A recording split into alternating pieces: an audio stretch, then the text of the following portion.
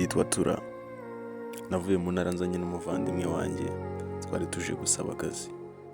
Mu ntara byari bigoranye cyane, ubuzima ntabwo bwari bwiza, abaturanyi ntibatwishimiraga, ariko naho twageze i Kigali nubwo akazi twakabonye bikaduhira, ariko n'ubundi twahagize abaturanyi babi kubwo amakimbirane bari bafitanye n'umukire twari tuje gukorera.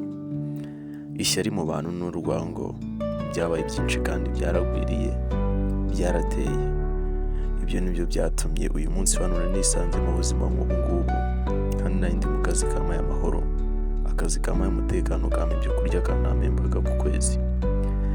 Umuturanyi w'umukire twakoreraga, cyangwa se njye nakoreraga kuko umuvandimwe wanjye yasigayeyo, kubw'ishyari yaramufitiye n'ibyo bapfaga by'ubutaka.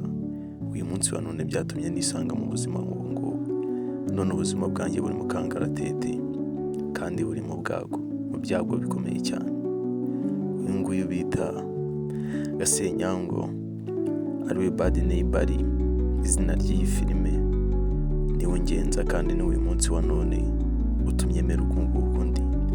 Yamaze kuntera ubwoba ambwira yuko ninivanga mu byari gupfa na boss wanjye, nanjye nzayobora mu buzima. Aracyari boss wanjye kuko ntabwo ndashyirwa n'ubujiji. Yambwiye ko ubuzima bwanjye nabwo nshobora kuburiramo, ariko ndi kumva ari iterabwoba. Ese nkamwe nk'abavandimwe mwangiriye iyihe nama?